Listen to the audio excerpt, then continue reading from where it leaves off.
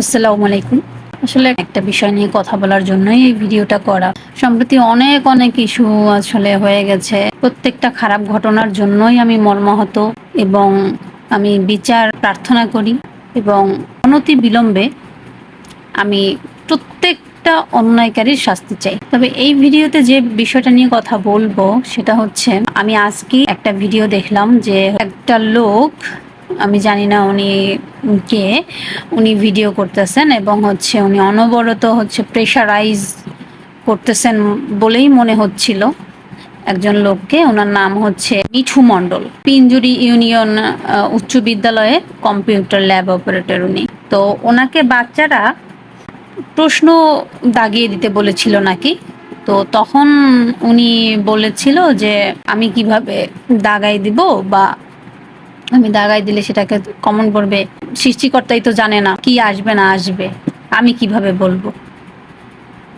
যাই হোক, উনি এই কথা বলেছেন। উনি হয়তো স্লিপ অফ টাং, বা আসলে জিনিসটা ইন্টেনশনালি না, ওনার কথায় বোঝা যাচ্ছিল স্পষ্ট। আমার কাছে আমার মনে হয়েছে এটা আসলে উদ্দেশ্য প্রণোদিত ভাবে উনি বলেননি।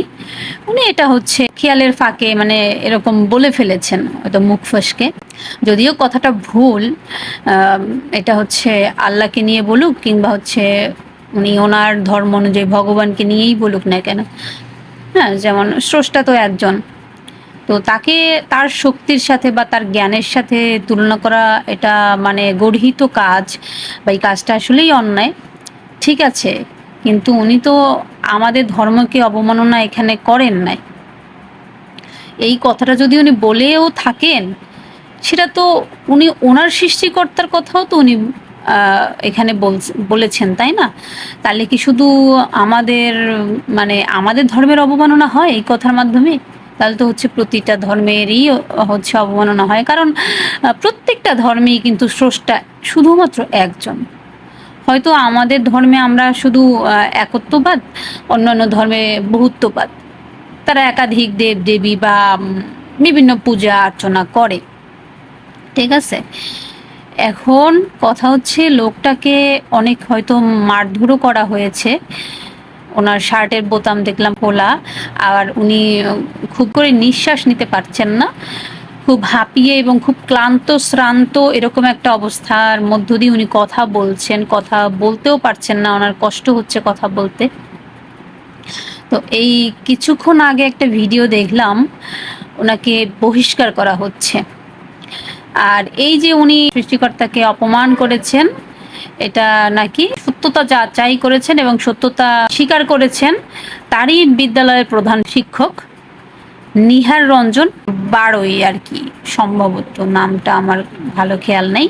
নিহার রঞ্জন এতটুকু মনে আছে। তো দেখেন ভাই, লোকটা, হ্যাঁ ঠিক আছে, উনি ওনার কথাটা ভুল হয়েছে, কিন্তু আল্লাহ তুমি মাফ করো, আমি আসলে তোমার সাথে তুলনা করতে চাই না, বাট আমার এখানে আসলে আমি বলার জন্য বলতেছি যে ওনাকে চাকরি থেকে অব্যাহতি দেওয়ার মতো কিংবা বহিষ্কার করার মতো আসলে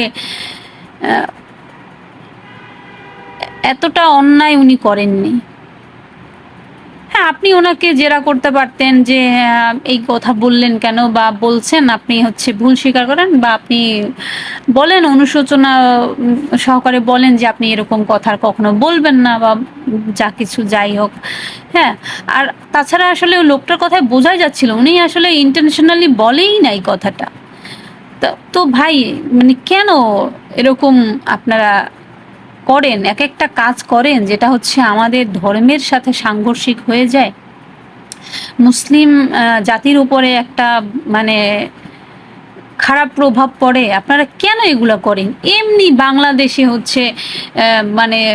যারা অমুসলিম তারা আসলে ভালোই আছে, কিন্তু তারপরেও কিন্তু রিউমার ছড়ানো হচ্ছে, তাদের এই করা হচ্ছে সেই করা হচ্ছে, হ্যান ত্যান। ইন্ডিয়া যেভাবে মুসলিমরা অত্যাচারিত হচ্ছে, বাংলাদেশে কিন্তু কোনো অমুসলিমরা কিন্তু এভাবে অত্যাচারিত হচ্ছে না, তারপরও রিউমার গুলো ছড়াচ্ছে।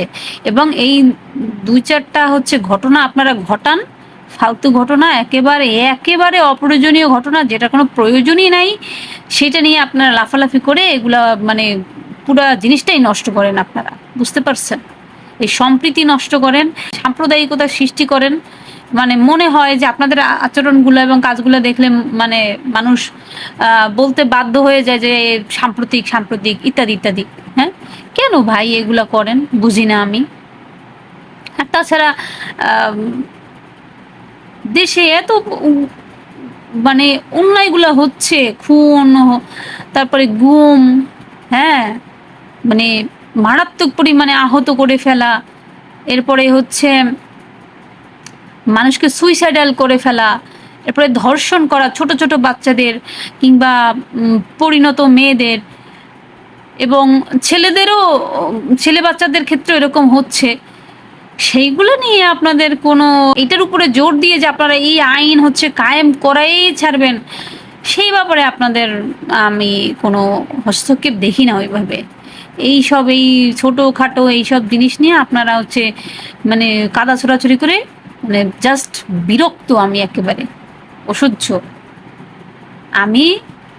লোকটা ওই যে পিঞ্জুরি ইউনিয়ন উচ্চ বিদ্যালয়ের যে নিঝুম মণ্ডল, কম্পিউটার ল্যাব অপারেটর, ওনার কথাটাকে আমি সমর্থন করছি না, কিন্তু তাই বলে ওনাকে একটা এই কথাটা উইথড্র করার কিংবা ওনাকে ক্ষমা করার কিংবা হচ্ছে এই কথাটা যে উনি ইন্টেনশনালি বলে নাই, এটা বোঝার মতো জ্ঞান কি আপনাদের হয় নাই ভাই? উনি অমুসলিম মানুষ, অমুসলিম মানুষ এরকম কথা বলে ফেলতে পারে মুখ ফসকে। আপনি ভাই মুসলিমদের মধ্যেই দেখেন না, কত মুসলিম মানুষ আছে যারা হচ্ছে কে মানে আল্লাহর সাথে শরিক করে কথাবার্তা বলে। তো আপনি তাদেরকে তো ধরে ইয়ে করতেছেন না, তাহলে ওনাকে কেন করছেন ভাই? আমি আমি মনে করি তার উপরে জুলুম করা হয়েছে এবং তার চাকরিতে তাকে আবারও বহাল তবিয়াতে থাকা মানে ফিরিয়ে আনার আমি অনুরোধ জানাচ্ছি।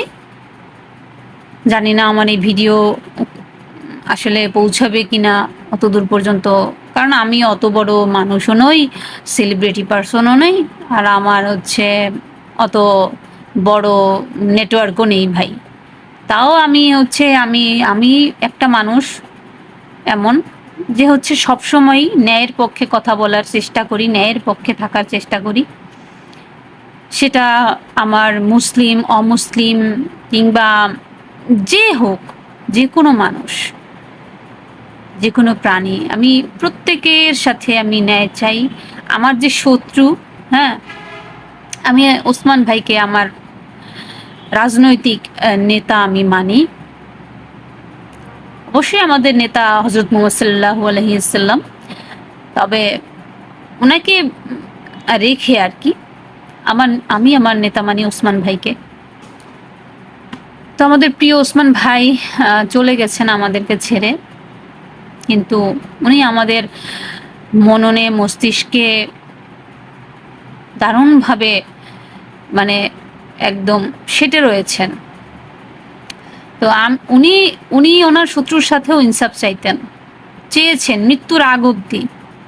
আমিও তেমনি আমার শত্রু কিংবা আমার বিরোধী পক্ষ যাই হোক না কেন, তাদের প্রত্যেকের সাথেই আমি ইনসাফ চাচ্ছি এবং ইনসাফ চাই। সে যদি অন্যায় করে তার অন্যায়ের যথেষ্ট শাস্তি হোক, সে যদি অন্যায় না করে তাহলে তার উপর জুলুম না হোক, এটাই আমি চাই।